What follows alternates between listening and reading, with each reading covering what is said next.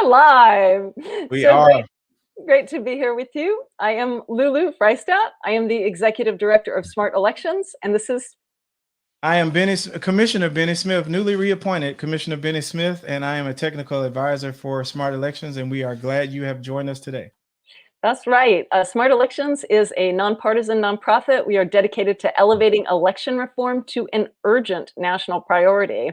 And we have a little bit of a story. Benny just got his recommission, which I want to hear about. And then we have a wonderful guest for you tonight. Professor Andrew Appel of Princeton, one of the leading election security experts in the country, is with us. We're really, really excited to have him. He's very busy, and he's taken time out of his busy schedule to answer our questions and your questions. And we've got lots of them. And we're going to give you a sort of a tour de force of voting machines. What types of voting machines, what vendors, what the problems are, what the solutions are. And then we're going to spend the back half of the forum really taking your questions as much as possible. So we're really excited that you're here. And let's tell you a little bit about us so that you know who we are and how to get in touch with us.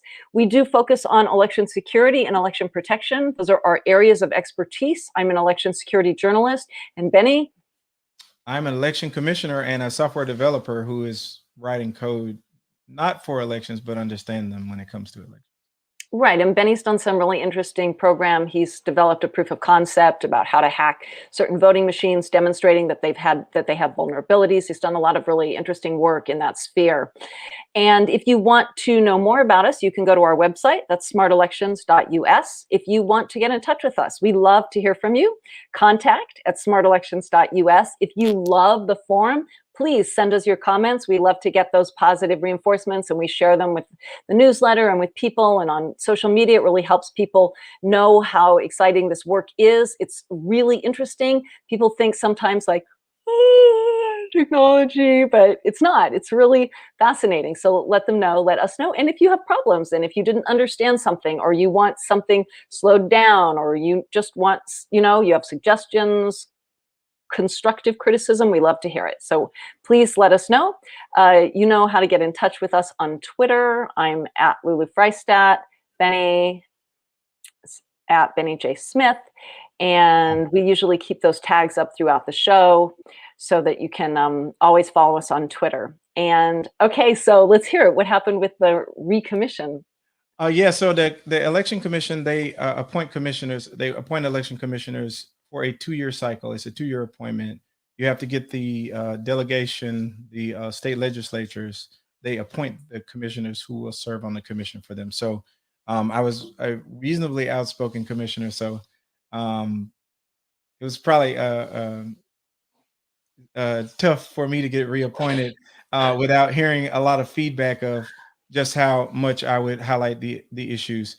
But I received the reappointment. The other commissioner who was serving with me, he did not get reappointed, and they reappointed. They appointed a new lady, Kendra Lee. She's a new incoming commissioner. So we'll battle it out. Me and her can see what we can do to make the elections more transparent. So it's a long process. I was so enthused because there were like, I want to say 9 people who wanted to be appointed to the election commission when normally it's like 2 or 3. So people are getting involved in elections, and that's good to see. So I'm sorry, because you broke up a little bit. You said that you are breaking up a little bit. I'm not sure why, but you said there were about 9 people that were trying to get the commission position? Yeah, there were about 9 people trying to get appointed to the election commission. So it was really exciting to see that the public is engaged and wanting to participate in the process. It was pretty good, Well, pretty cool to see. congratulations on your appointment. It's very exciting. And the other commissioner who's coming on board with you, do you have the feeling that she'll be an ally and help you to get more security there? Benny's in Shelby County, Tennessee, and they are still voting on touchscreen DRE, direct record electronic voting machines. And at the end of this forum, you will know exactly what that means and why it's a problem.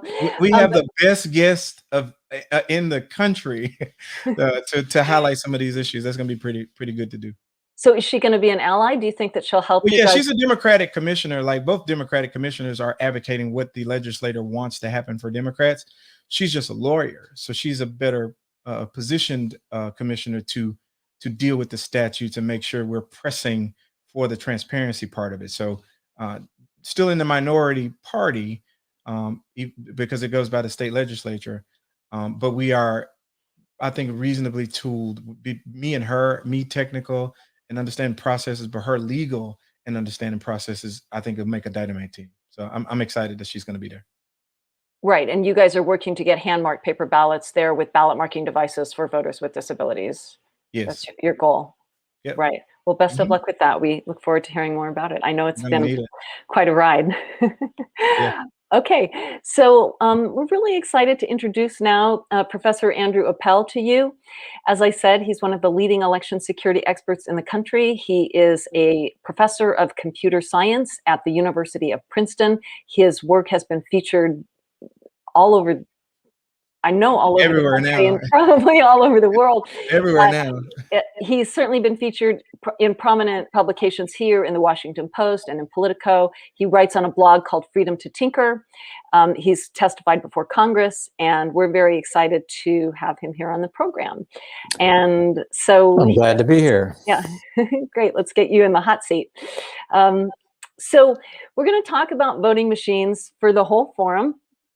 And we want to start with just some basics, and then we're going to move up into some more fairly, I think, advanced territory.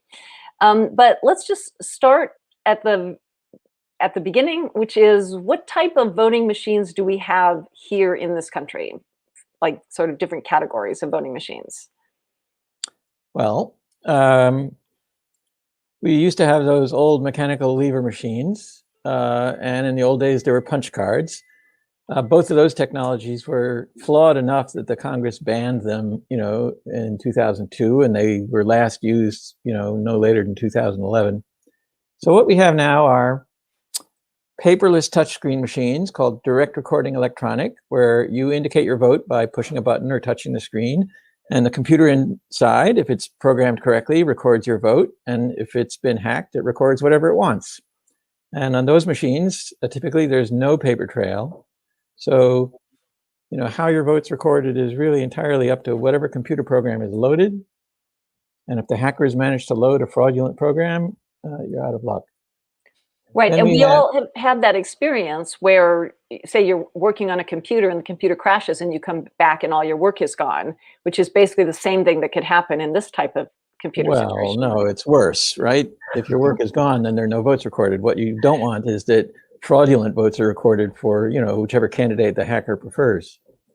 Now, when you go to an automated teller machine, you get a receipt, but we can't have receipts with voting because we have the secret ballot in this country, so that voters can't be coerced or intimidated or bribed to vote a certain way. So, what works and what has worked for, 130 years is paper ballots that you mark by hand. And 130 years ago, they were counted by hand, but now they can be counted by, a computerized voting machine. And just in case those voting machines are hacked, which they could be, you have the paper ballots that the voters actually marked that you can recount by hand. And that's the way most states vote now. And in that case, we're talking about scanners for the most part. That's what we're talking about, filling in the ovals on a paper ballot, the ovals, right next to the name of the candidate you want to vote for. And you feed that ballot into an optical scan voting machine, either right there in the precinct or in the vote center, or you put it in a ballot box where election administrators, feed it to a central count optical scan voting machine that they have in the county election office. So in either of those systems, if the voting machine is just a computer still, if the hacker got to install a fraudulent vote counting program in there, then it could count votes however it wants or miscount them. But if you have the paper ballot that the voters marked with a pen and that can be recounted by people, typically people of different parties, watching the same ballot and watching each other, then you can trust what's on the paper ballot. So that's really the most secure known way of voting is paper ballots, countable by machines. The voting machines are very accurate when they haven't been hacked, more accurate than people typically are. But you have the backup of people able to recount the ballots without having to trust what some computer says to them about what's on the ballot. And there are many countries where the votes are all counted by hand. Many of the Western democracies, many countries in South America count by hand. Yes, but in the countries where they count ballots by hand, it's typically unitary parliamentary democracies where there's only one contest on the ballot. So it's easy to just sort the ballots into 3 different piles for the 3 different parties that are running and just count them up. But in our country, we have a federal system. We have, national level candidates, state level, county level, city level, sometimes all on the same ballot. And in an East Coast state like New York or New Jersey, we might have 10 different things on the ballot. In California, they might have 150 different things on the ballot. And for those, it's really useful to have optical scan computers to count them. Right. And to have the paper ballot that you can see with your own eyes as a check on the optical scan voting computers. And then there's a couple other kind of voting machines that wind up in the mix because we have voters with disabilities who can't mark a ballot by hand. Right. So for voters who aren't able to mark a paper ballot by hand, either because they have sort of a motor disability or visual impairment, there are accessible ballot marking devices. So that's a machine that has a user interface that may be a touch screen, or for visually impaired voters for whom a touch screen isn't so useful, it'll have a headphone plus button interface where the voters can indicate their votes, and it will print out one of those optical scan bubble ballots with the ovals filled in that can be counted in the same optical scan stream as every other voter's ballot. So that's the typical recommended accommodation for voters with disabilities. It's called a ballot marking device. Except that now we're having these new generation of voting machines introduced that are kind of combo machines that combine a ballot marking device and a scanner. Right. So in the last 2 or 3 years, in a few states, there's been a trend that the voting machine companies are pushing ballot marking devices for all voters. There are even voters that are capable and happy to mark their own ballot with a pen. They're asked to use the touchscreen. And there are serious problems with that approach, the sort of ballot marking device for all people approach. And then even worse, there's voting machines that sort of combine the ballot marking device function with the scanner function. And the problem with ballot marking devices, and especially the problem with these hybrid machines that combine ballot marking and scanning, is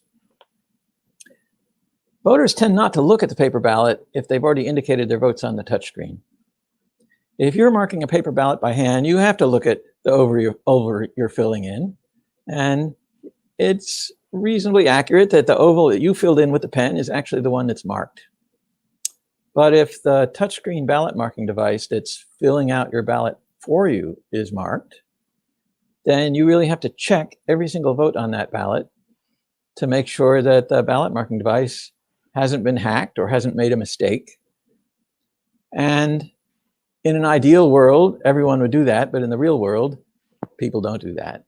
And there are, scientific observations of real voters in real polling places to see that voters do not check their BMD, ballot marking device produced ballots very carefully, or most voters don't even look at them at all. And there are other scientific studies of real voters, but not in real elections, where they hacked on purpose the ballot marking device to flip one vote on the ballot. You couldn't make that study in a real election. That would be a felony, but you can do it in a simulated polling place, let's say set up in a public library. And when they found that when the ballot marking device changes one vote, fraudulently on what's printed out, only 7% of the voters noticed. So it's just a thing about human nature is that we don't check our receipts very well, especially when there are a whole lot of different contests on the same ballot.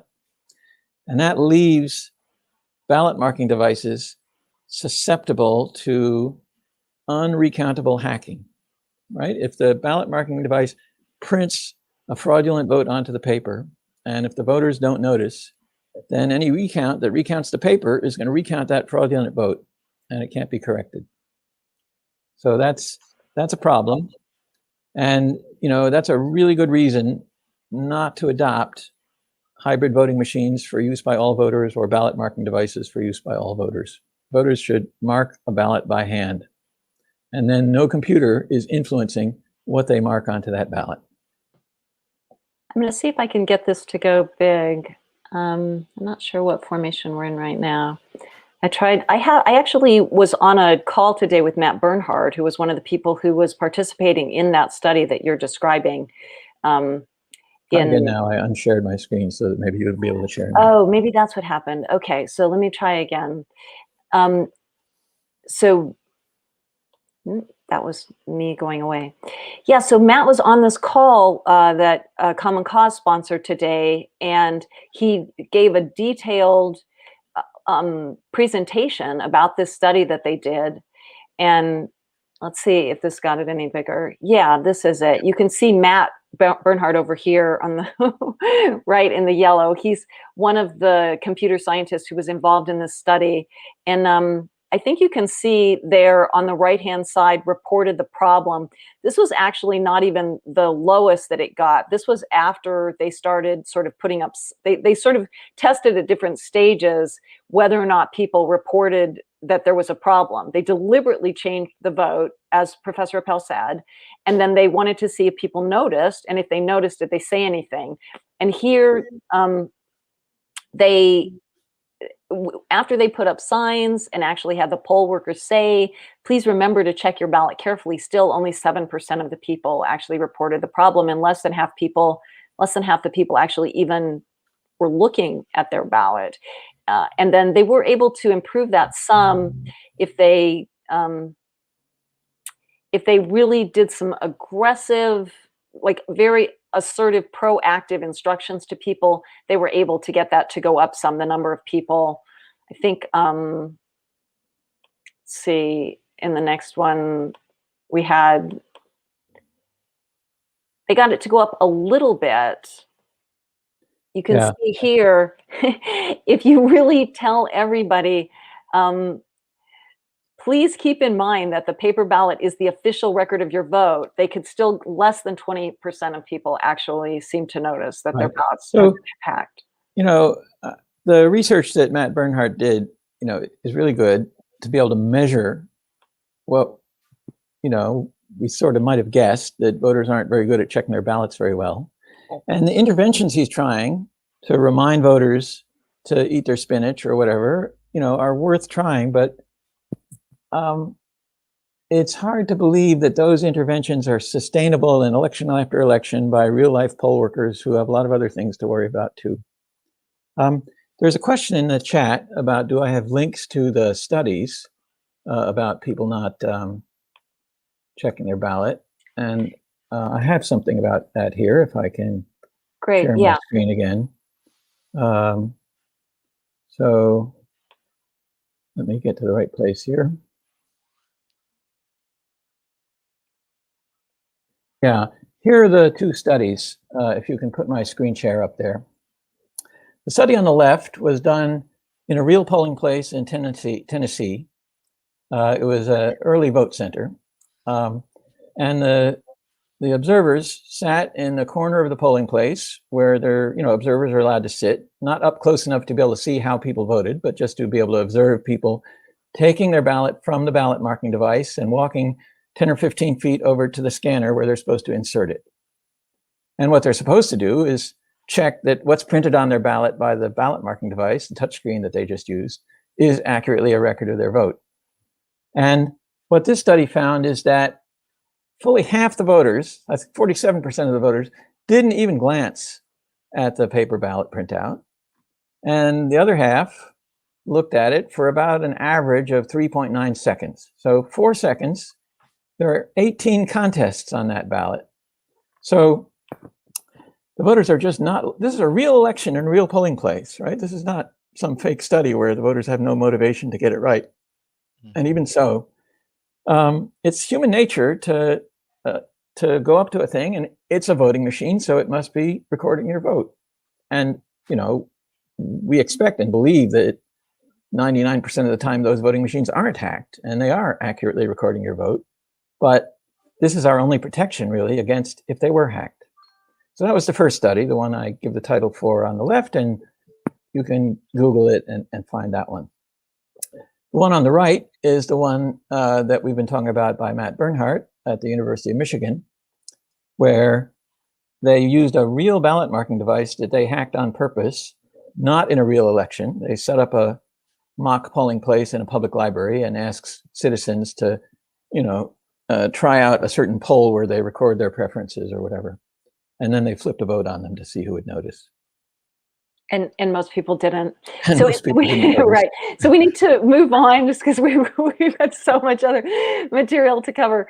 But we have a quick question from Ruth here. Can't a machine designed correctly give a receipt? And that is a problem because of voter coercion and things like that. Do you want to address that?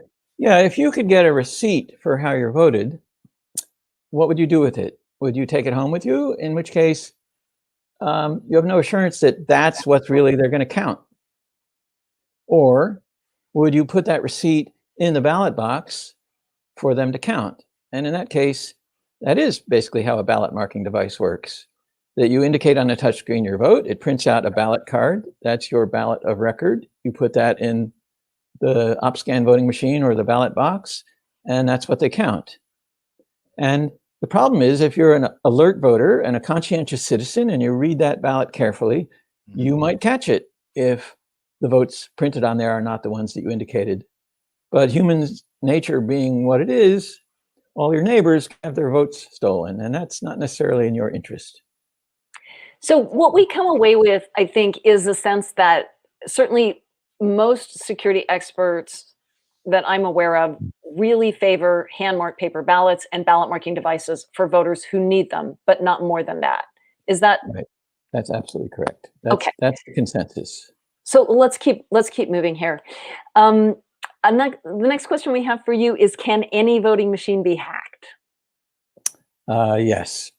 So any voting machine has a computer in it, and hacking just means replacing the legitimate software in the computer with fraudulent software in the computer. Now, when you hack a ATM, a bank machine, the fraudulent software can hand out 3 times as many $20 bills as you indicated to withdraw.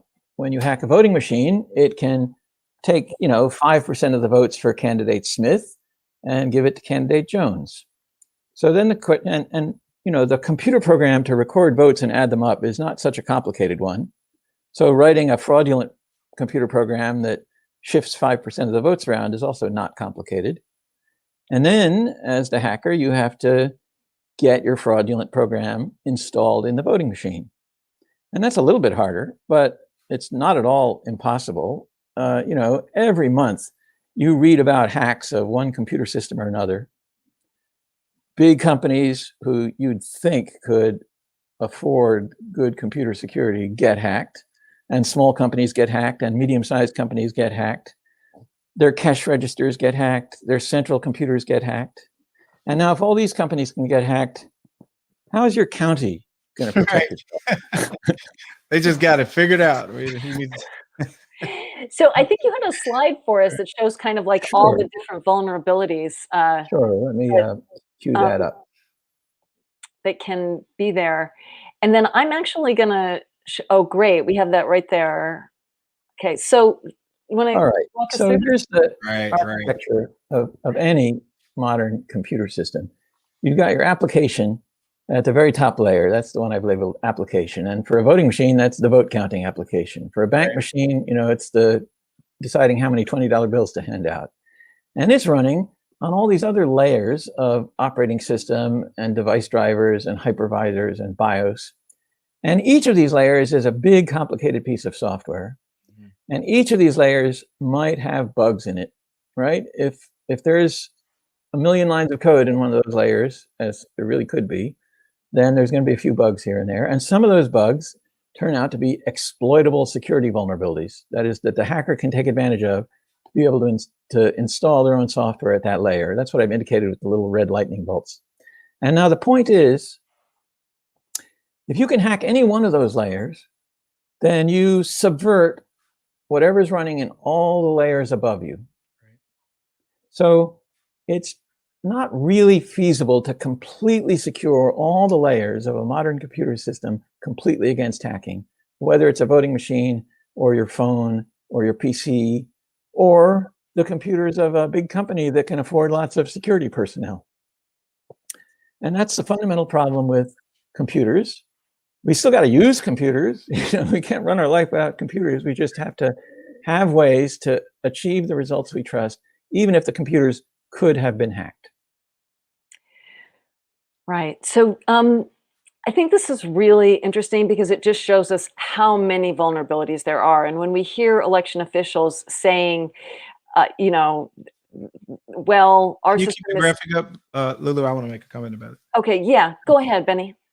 I would like to point out just Professor Appel has taught people to write code. I'm just a person who's learned to write code, but I think it's worth noting that the software layers that he is talking about are the first top two. Not many people get to modify the operating system. Election software and any malicious software are only literally going to play with the first two. So when it's time to play with an election, those are the only two layers you need it to run. The other 8 are your points of entry for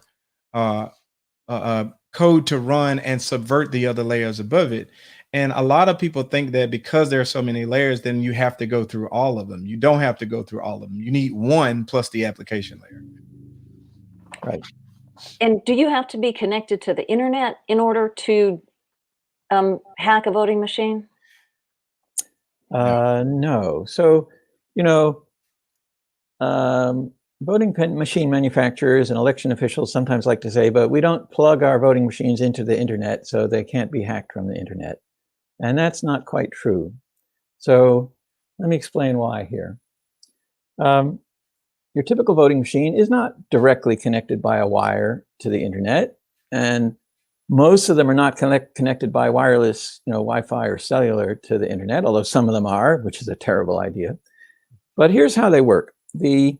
Before every election, the county election administrators have to program up what's called a ballot definition. They have to write down a file saying who's running in this year's election, who's on the ballot, what are the contests, what are the names of the candidates. And they write that ballot definition file into a removable media card, like a memory stick or whatever. They do that on their county, election administration computer, which is just a Windows laptop, basically. And then they transfer that memory card from the laptop computer into the slot on the voting machine for the purpose of transferring the ballot information to the voting machine. And they've got to do this before every election. And what's been demonstrated is that voting machine viruses that can hack elections can piggyback on the ballot definition files and be transported from the county election management computers down into the voting machines, even though the election administrator is perfectly honest and has no idea that the ballot card being transferred is also carrying a virus. And furthermore, if that election management computer is ever connected to the internet, then the bad guys anywhere in the world who can hack into your county's election management system can start installing viruses that piggyback in all the way into the voting machines. So even though the voting machines are never directly plugged into the internet, they're connected indirectly in ways that it's been demonstrated they can be hacked. And even here in New York, we don't even connect those computers that program our ballot files. We don't connect those to the internet, but you can still also have a situation where the software that the voting machine vendor sends could come with Right. a virus. That's actually how the SolarWinds hack took place. Was that Yeah. the software, the official software came with malware on it. Right. So, these cartridges, the memory cards that I'm showing in the picture here, are also used by the manufacturer of the voting machine to send firmware upgrades to the counties. So when you initially bought your voting machine, it was installed with software from the voting machine company. And from time to time, they have software upgrades. When's the last time you had a computer that you didn't have to install upgrade, software updates from time to time? And if the malicious actors could hack into the networks of the voting machine companies, they could subvert all of that software too. Now, I'm sure these voting machine companies have good people doing their cybersecurity, and they're doing a conscientious job, but it's not always that hard to hack into the network of a medium-sized business like that.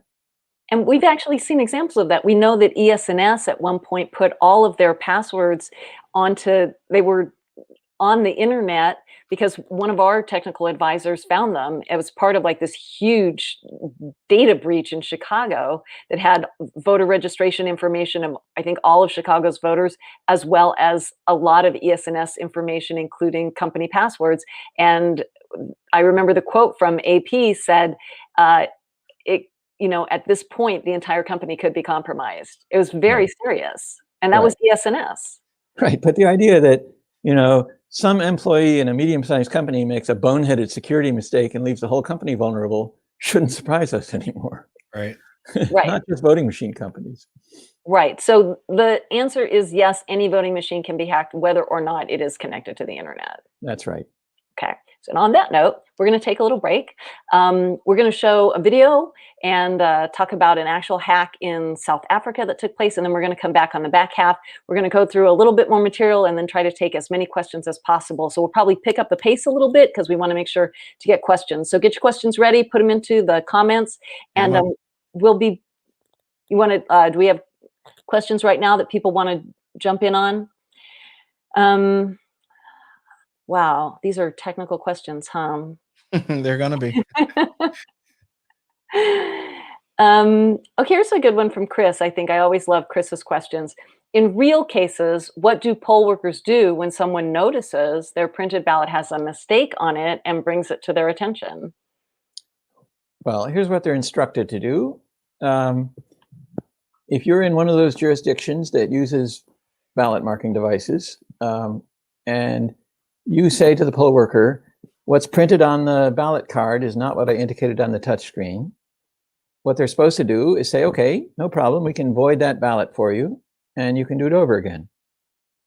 Now, do they do that? Yeah, maybe most of the time. Let's even suppose they do that. All right. The problem is all your friends and neighbors who didn't carefully check their ballot can still have their vote stolen. So it doesn't really provide enough protection. And you might think, but I caught the machine red-handed, right? I know that I voted for Smith on the touchscreen and it printed Jones on the ballot card, and so I caught it cheating red-handed, but you can't prove that because what you indicated on the touchscreen is long gone from the touchscreen by now. You might be mistaken. You might be lying, right? So the poll worker has no basis to judge whether you're telling the truth or not. What she can and should do, and probably usually will do, is say, no problem, we can void your ballot for you and you can do it over. But you have not been able to demonstrate in any way that the machine really was making a mistake. And you don't have to change all of the ballots in a jurisdiction or all of the jurisdictions in a county or all the counties in a state. You don't have to change all the ballots to throw an election. Right. If you just want to steal the race for county supervisor and you think it's, you think your candidate's going to lose by 3%, then all you have to do is, flip actually 1.5% of the ballots. Right. And that will change the outcome of the election. Right. It's going 1.5 down to 1.5 up, and that's 3%. Right. It's not necessarily that a voting machine is going to steal every single vote on every single ballot. If you're going to be a criminal, don't be too obvious about it. Right. And so say, to be safe, you change 2% of the ballots and only 7% of that 2% of people actually notice. You're talking about a very, very small percentage of people that are going to notice that the machine is not counting correctly. Right. If in a situation like that, the voting machine might be stealing enough votes to throw an election, but only 1 out of 300 voters will raise their hand and say, that's not how I voted. Right. So maybe 1 in a polling place all day long. It's not going to that's not going to kick up any red flags. Yeah. Yeah. And even if it did kick up red flags, what's the Secretary of State supposed to do about it? Right. Right. And they're really not doing forensic analysis on voting machines because the software is all proprietary, right? Well, there are a lot of limitations to what you can accomplish by forensic analysis. If the voting machine is really hacked, the hack can sort of hide itself in all those layers. So there's not really a forensic analysis that you can do that will prove that the voting machine was behaving correctly on election day. Yeah, and to that point, like, there are external programs. Like, people really forget that with removable media, if a device is running out external code, it's not going to be seen anywhere. You're not going to see that I ran an external block of code.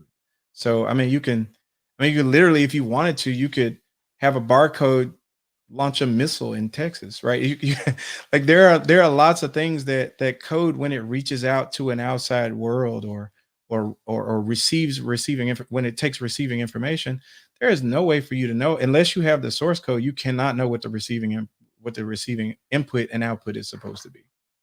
There have been forensic investigations of voting machines, and those are sort of usually they're successful in understanding what went on when somebody made a mistake, right? When it's Right. not deliberate hack and fraud in the voting machine, but the thing was misconfigured by mistake, and the forensic exam can often figure out what the mistake was and why things happened that way. There was the situation in Antrim County, Michigan, Right. in November, where something was misconfigured, and the forensic exam was able to get to the bottom of it. But it turned out actually they didn't need to wait for the forensic exam to get to the bottom of it. They could just recount those paper ballots by hand, which they did. That's the safety we get from those hand-marked paper ballots. Right. Right.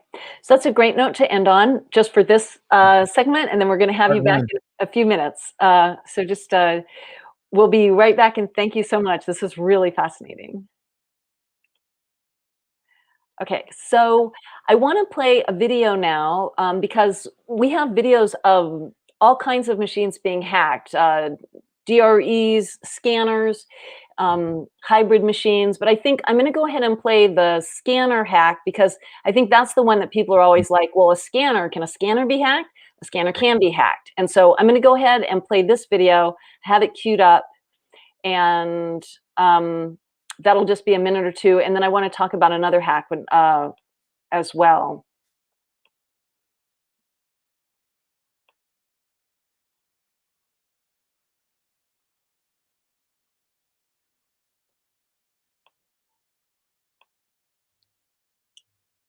Okay, so let's just get this set up here.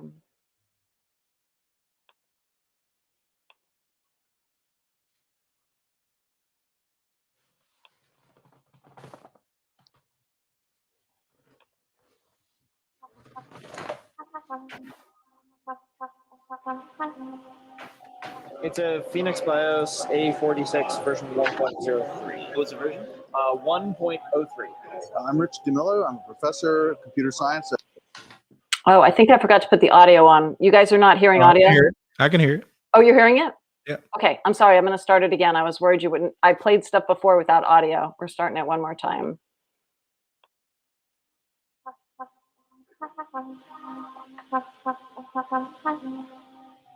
It's a Phoenix BIOS A46 version 1.03. What's the version? 1.03. I'm Rich DeMillo. I'm a professor of computer science at Georgia Tech. Let's head up towards the scanners. Simple case of engineering.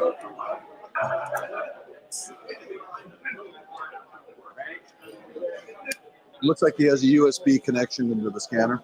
The serial console in the back gives us a root shell. That means you have control of the machine. Have full control of that, and then we can change the results of what it's scanning. This is the way that you get data in and out of the operating system that runs on this machine. My computer is connected to the machine. This is a serial cable, and it's connected to the back of the machine. Take off the back of the machine, and there's a serial port, and that gives us full root access with no password. There's no security subsystem on this one. Nope. With this kind of access, you could rewrite the code that's running on there and get it to count votes in whatever way you want. You would do this in advance of election night, and then wait for the results to come in. You could control the election results. Either way, as long as I had physical access to either plug something in or take off the back and plug something in there. But you just need that access briefly. Once, yes, very briefly. About how long? If you had this all prepped and ready to go, a minute. This is easily possible for somebody to get into these machines because they're unsecured for such long periods of time. I'm Marilyn Marks, the Executive Director of Coalition for Good Governance. I have done research on and personally watched 150 elections at least. In the context of our lawsuit against Georgia to get rid of the DRE machines, two of our experts and I went to the closing of the polls in one of the recent elections. At the end of the closing of the polls, the poll workers left us there with about 6 voting machines by ourselves. I was with 2 guys who could have gotten into those machines in a matter of seconds and put in malware. My name's Joseph Kanairi, and I am the CEO and Chief Scientist of Free and Fair. The machine we're in front of is a central count scanner. It's the ES&S Model 650. It's, to our knowledge, the most widely deployed central count scanner in America.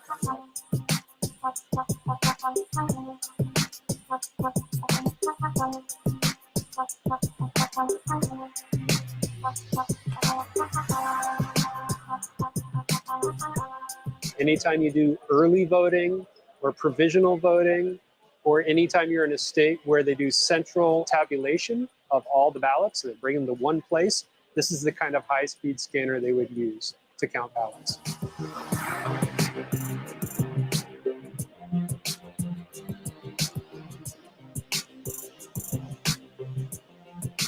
Historically, these machines were examined, and they determined there was a number of serious problems with them by virtue of messing with the zip disk.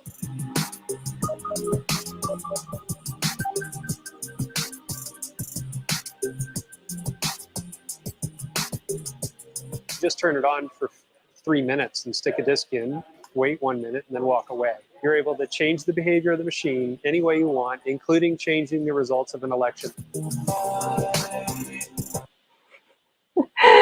Okay, so that's my favorite part of that piece, which is just that the hacker there, Stephen Crane at DEF CON, you see him in the beginning with all this stuff in the back. He opened up the back of the machine and he connected his computer through the back of the machine. He did that because he was bored, because actually all you have to do to hack that machine is to put a zip disk in the front of it and reboot the machine. And there's nothing in that machine. As soon as you put a zip disk in that machine, it takes whatever information is on that zip disk. There's no password, there's no security, nothing. It just takes whatever that program is and goes like, oh, you want me to run this? Okay. And that was the most widely used scanner in the country for quite a while.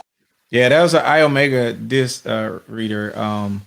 Like Appel, like if you see at the beginning of the video, it was pretty interesting. You saw the guy said he was calling out the BIOS, right? He was saying BIOS, the BIOS. And that's one of the lowest levels in Professor Appel's chart.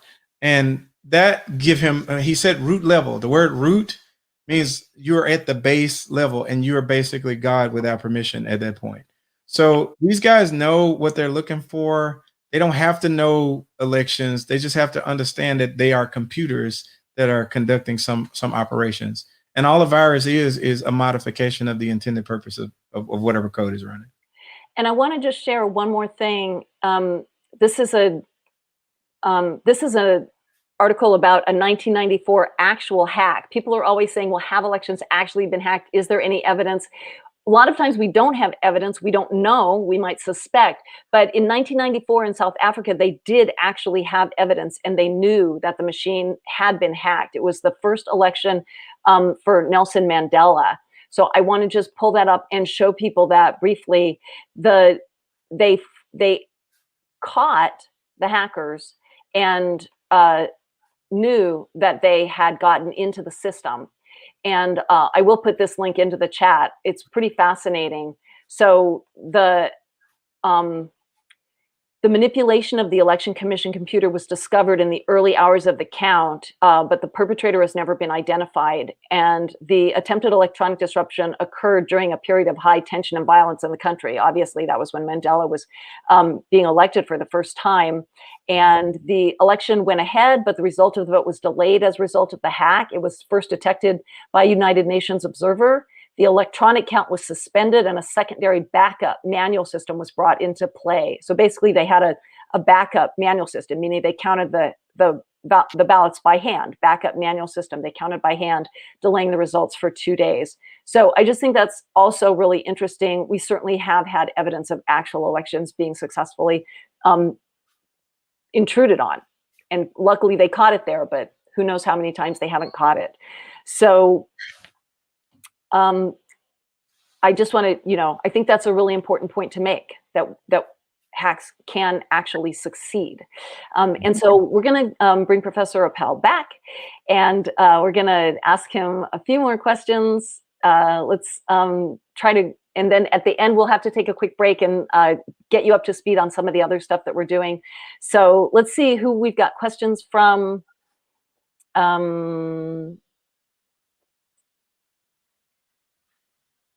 Well, while you're doing that, I'll just make a remark about the South African hack. They were using hand-marked paper ballots. And so when the computers were hacked, they could fall back to counting them by hand. So that's why the election was almost derailed, Right. but they could recover. And so that's all we're saying here. In our country, we should be so advanced as South Africa as to have hand-marked paper ballots that if the computers are hacked, you can recount them by hand. This is getting into statistical analysis. Oh, and this was from Virginia Martin. This is That's such an important point there. Yeah, the question of if you notice that the ballot marking device has misrecorded one of your votes onto the paper, are you really going to bother to speak up? And there's been some preliminary studies that show like half the voters won't take the trouble. Either they're a little shy about speaking up in a public place like that, or they're in a hurry. So, even the voters that notice can't be relied on to, correct their vote. Another reason we should not let the computers record our votes for us. So I want to just get into some of the other details that we haven't gotten into. One of the problems with the hybrid voting machines is that the paper ballot or the summary card passes back under the printhead. Do you want to talk to us a little bit about that? That's a very serious issue. So a ballot marking device that, has control of how your ballot gets printed, that's bad enough. But at least in principle, you have the opportunity to review everything that's printed on that ballot card before you put it in the slot to cast it into the ballot box. But imagine a voting machine were designed that after the last time you get to see what's printed on there, then the paper path on the way to the ballot box passes under the printhead. Now, the legitimate software in the voting machine is not going to print more votes on your ballot after the last time you see it on the way to the printhead. But if the physical paper path is designed that way, so that, you put your ballot back in the slot, and the fraudulent software could control the routing of your ballot under the printhead on its way to the ballot box, then you don't even get a chance to see your ballot after the last thing gets printed on it. And so that's a kind of severe flaw in the basic design of most of these hybrid voting machines that have been considered for use in New York State, that are in use in some other states. It's bad enough that most voters won't check their ballots, but at least the voters that do check their ballots should be able to be sure that what's printed on their ballot is as they last saw it. Now, you've described how these voting machines can add, change, or delete votes. And I've had people be kind of just suspect Right. or confused. How could that How work? could it happen? Work, right? Tell us how they could add, Right. change, or delete votes. Right. So there's different kinds of these hybrid voting machines. One kind that was considered in New York State, I think may actually have been adopted by one county. It's basically an optical scanner for hand-marked bubble ballots. right? You fill in the bubbles by hand on your ballot and you put it into the slot. But the same voting machine also has a ballot marking accommodation user interface for voters with disabilities. And that has a printer that can fill in the bubbles on a ballot. Now, it's not supposed to fill in additional bubbles on a ballot that somebody has marked by hand. It's supposed to be only for use to fill in ballots for voters with disabilities. But if the machine is hacked, then any contest that you didn't happen to vote on your optical scan bubble ballot, the scanner can say, oh, he didn't fill in a vote for that one. And then the fraudulent software can make the printer fill in a vote there.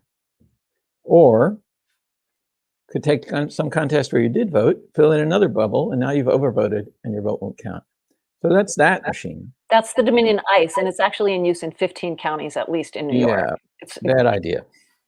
Now, there's a different kind of hybrid voting machine where you indicate votes on the big touch screen, and it prints out not a bubble ballot, but just a summary card of who you voted for in each contest. This is the Express Vote XL. The Express Vote XL and the Express Vote, but especially the XL. Now, what it's supposed to do is if you did not choose a candidate in some contests, it's supposed to print on the summary card, no candidate selected. But if the machine were hacked, the software is now at complete control of the machine. It could omit printing some of your ballot choices on the ballot card. There would be blank spaces, either in contests where you didn't choose to vote or in contests where you did vote. And you might review everything printed there, and everything printed there is things you voted for, but you might forget that, oh, there was some other thing you voted for that isn't printed there.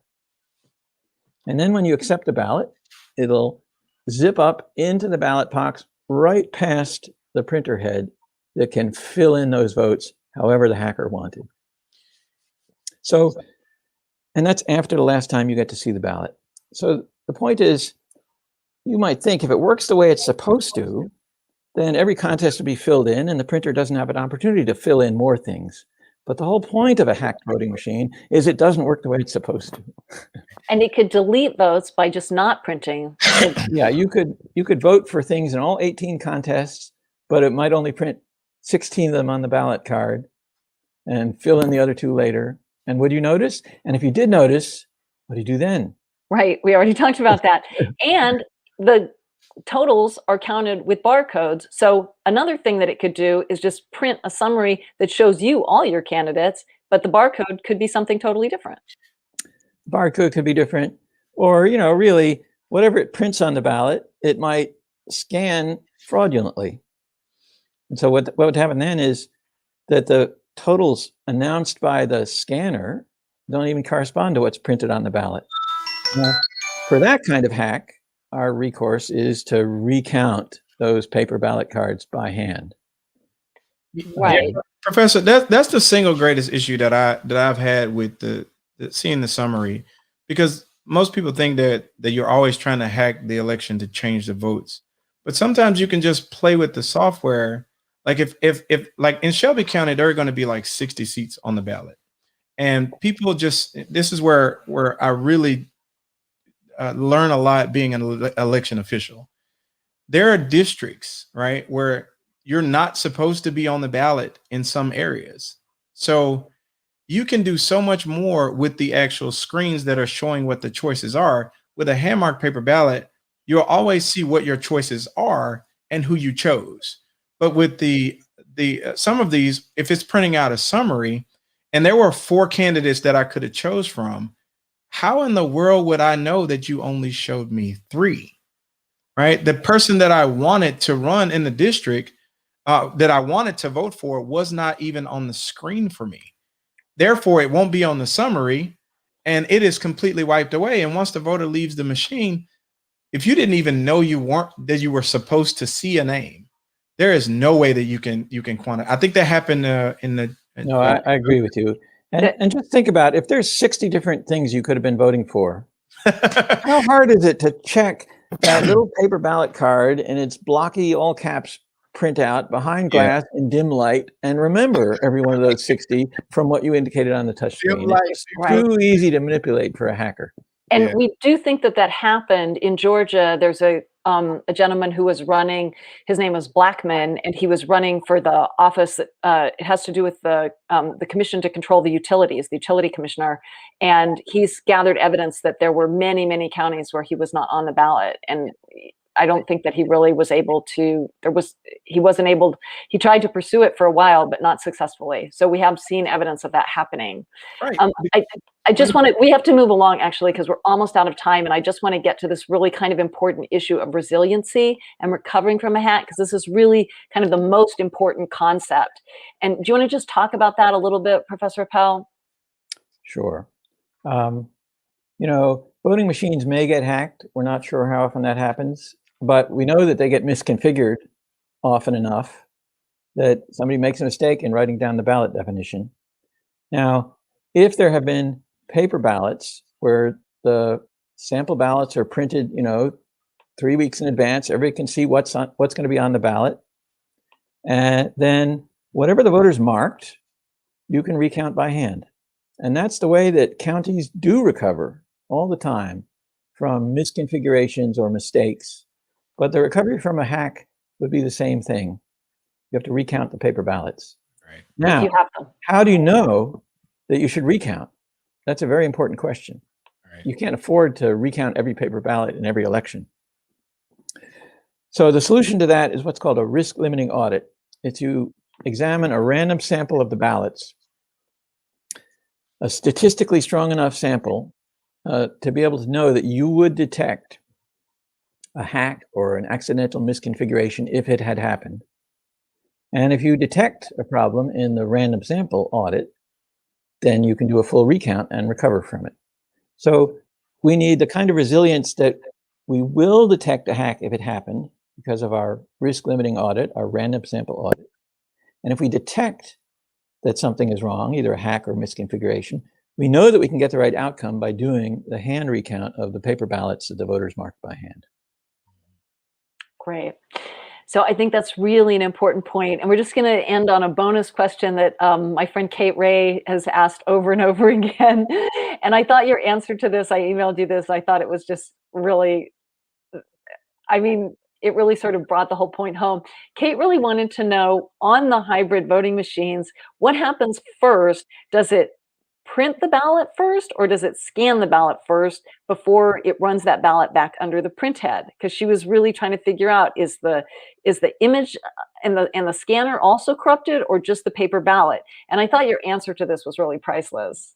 Right.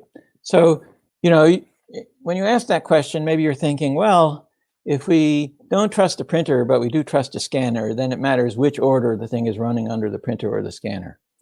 But you have to understand that the same computer program is controlling the printer and the scanner and the motors that ship the paper around in between the printer and the scanner and the ballot box.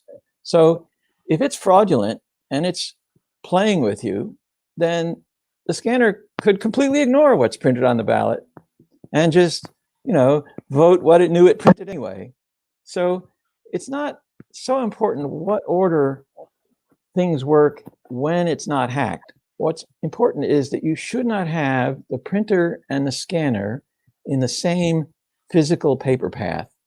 So if the printer is not connected to the scanner, let's say a printer is used for voters with disabilities and the scanner is used for all voters, including the ballots printed for voters with disabilities, and they're not in the same paper path that a fraudulent computer program could move them around and manipulate them, then you're safe. But if they're in the same physical paper path, then the hacked voting machine can manipulate that paper path to do things in any order it wants.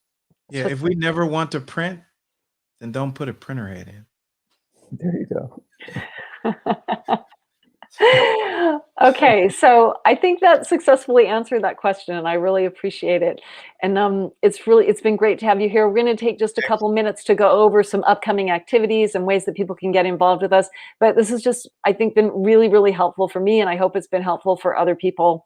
And if people have more questions, can they can we send you some email questions for people to follow up with? I think we had a ton of questions here that we probably didn't get to. Sure. That was very nice of you. It's a very busy man here. We'll try to Yeah, be.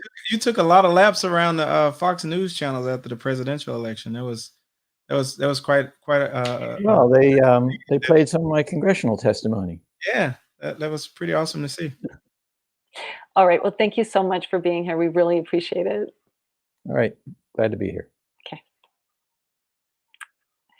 All right. So we have to just tell you a few things, how to get involved with us, and some really important things that are coming up. So one of the most important things that's coming up is that here in New York, I live in New York, and we are fighting one of these hybrid voting machines tooth and nail. We've been fighting it for over a year to keep it from being certified. And we have a big call rally on April 12th that we really hope that you're going to participate in. So what we're going to be doing is having people sign up, and everybody will call on the same day to the leadership of the Assembly and the Senate, the New York Assembly and Senate. So if you're not a New York voter, this isn't for you. There's a letter on our website that you could send. But for New York voters, we really want you to call. And I think I have the sign-in sheet here. So I'm going to put this link into the comments. And please do go ahead and sign up. And go ahead and go to our website, and there's a flyer there that you can download. And if you go to the sign up sheet there, it shows you like things that you can send to your networks, ways that you can tweet this and put it on social media. And we really want as many people as possible. We want to flood the legislature with calls against these hybrid voting machines. We're supporting a particular piece of legislation. It's A1115 S309. And you can come to a meeting this Friday at noon. The sign up is on the front page of our website. Again, our website, smartelections.us. And I hope that if you're in New York, you'll come and you'll participate in that. It's really important. New York was able to fight off touchscreen machines once before. Between around 2007 and 2010, there was a huge movement, which is why we wound up with hand-marked paper ballots, because people fought, people protested, people went down to the mat to make sure that we got those hand-marked paper ballots. So we have to make sure to keep that fight going so that we can preserve the good security that we got at that time. So please join us on Friday. And then what other ways can you help us? So you can help us on social media. We have a really big push right now to get a social media team going. And it's actually working. I want to say it's so cool that we got a bunch of people actually to sign up on our social media chart, and we had more views last time than we've had since the election. We had almost 1,000 views on our forum last time, partly because it was fascinating, amazing interview with Dr. Tracy Campbell, but also because all of you are helping us with social media now. So the way that if you want to help us out with that, we have another chart for you to sign up on, and this is our social media timeshare, and you're going to go ahead and go to this Google document and sign up for a time slot. It's so easy. You're on social media anyway. You know that you are. And so when you're on there, you just commit to once a week saying something good about us, or letting people know about a forum, or retweeting some of our or reposting our stuff on Facebook. So it's not posting that. I'm not sure why it didn't like that. I'm going to try again. There, I think it went through that time. So go ahead and join our social media team. And of course, the other way that you can help us out is by making a donation. Put it in there. Yep. We really could use your financial support. We are trying to scale up. We are hiring staff. We have a new project manager. We need to get an accountant. We need to really hire a full-time social, or at least a part-time social media person. So we're talking about money. It definitely will help. So please do what you can to help us out. Go to smartelections.us/donate. And if you can make a tax-deductible donation, you can become a monthly subscriber. And everything is tax deductible. You can also let us know if there's foundations, things like that can help us out. And we will see you back here next forum, April 20th. And you have to sign up for that. Remember to sign up so that we send you the reminders. I think what we're going to do next time, is talk about we had a question this time about statistical results of the election and whether or not they're suspect. We're going to start talking, I think, next time about some actual races that people are concerned about, whether it's people on the right or people on the left. We're going to start talking about actual races. One of the things that we've been doing is public records requests. We've done a lot of public records requests in Georgia and in Florida. We're going to start. And we're going to be trying to look at more of the data that is available. And one of the ways to do that, to pick what we are asking for, is through statistical analysis and sort of looking at different results. Benny, you want to chime in there? Yeah, I think it's excellent. I would just say, as far as the donation piece, I don't think we've seen any outlet that have this many people that are the foremost experts of the industry. I know Appel was really on repeat after the presidential election, and you've been able to bring a lot of these people together, almost like by picking up the phone and calling them. So I do think that does not need to be understated, that we are really delivering some dense content that is really digestible in digestible forms with some of the people who make it look easy. It's not easy, but they make it look easy. So I think that's commendable.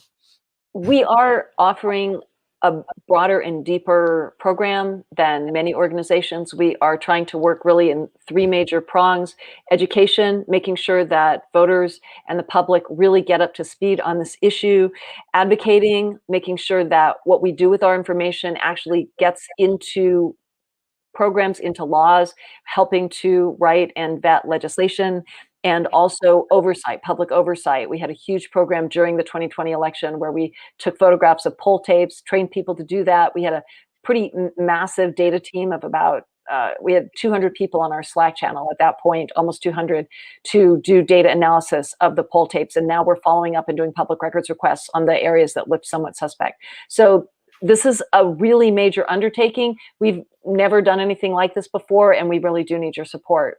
And it's ambitious, but we think it's really important and really worthwhile. So we appreciate you staying with us. And we shout out to EPB. They just follow me on Twitter. All right. And we have been getting support. We have been getting donations, and we're very, very grateful for that. So we're going to say goodnight. We're a little bit over time, but we're really glad to have you here and that we were able to go through a lot of this information with you. This is what democracy looks like. Good night, everybody. Wait, we'll do it together. Ready, Vinny? All 1, 2, 3. This is what democracy looks like. We're working on it. Right. All right. Good night, everybody. Thanks so much.